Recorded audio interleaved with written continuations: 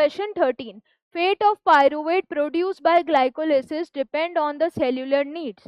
तो ये बहुत अच्छे से हमें मालूम है कि अगर जो पायरुविक एसिड बना है उसको अब ऑक्सीजन मिलेगी तो वो एरोबिक रेस्पिरेशन करेगा डिपेंडिंग ऑन सेल्यूलर नीड, और अगर ऑक्सीजन नहीं मिल रही है तो वो एनएरोबिक रेस्पिरेशन में जाएगा, जिसमें हम पढ़ते हैं फर्मेंटेशन, या तो एल्कोहलिक फर्मेंटेशन ईस्ट की मदद से या लैक्टिक एसिड फर्मेंटेशन।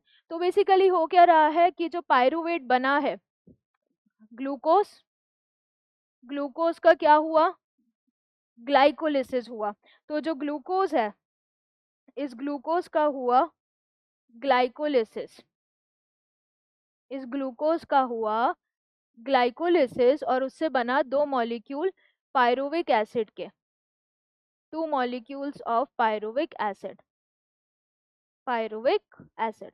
अब ये जो दो मॉलिक्यूल पायरुविक एसिड के बने हैं, depending on the availability of oxygen, या क्वेश्चन में है depending on the cellular need, तो सेल्यूलर नीड के हिसाब से, सेल्यूलर नीड के हिसाब से वो यहाँ पर अलग अलग तरीके से ब्रेकडाउन में जा सकता है।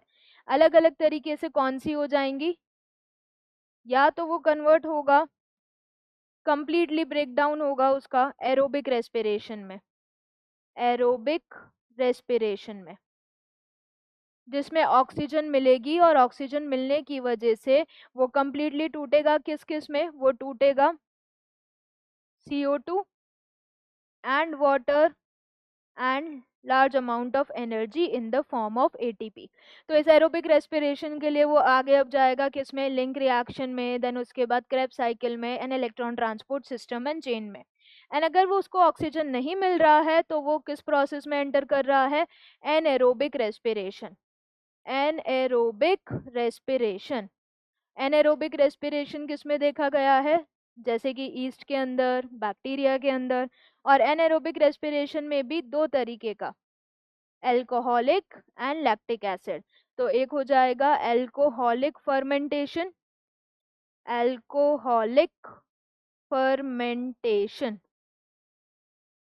एंड दूसरा क्या हो जाएगा, lactic acid fermentation, lactic acid fermentation, lactic acid fermentation. तो इस तरीके से जो फेट है पायरुवेट का, कि पायरुवेट का आगे क्या होना है, वो डिपेंड कर रहा है सेल्यूलर नीड में, एंड फिर वो डिपेंड करेगा कि वो लैक्टिक एसिड फर्मेंटेशन में जा रहा है, या एल्कोहलिक फर्मेंटेशन में जा रहा है, या एरोबिक रेस्पिरेशन में जा रहा है। तो all are correct, correct answer is option D.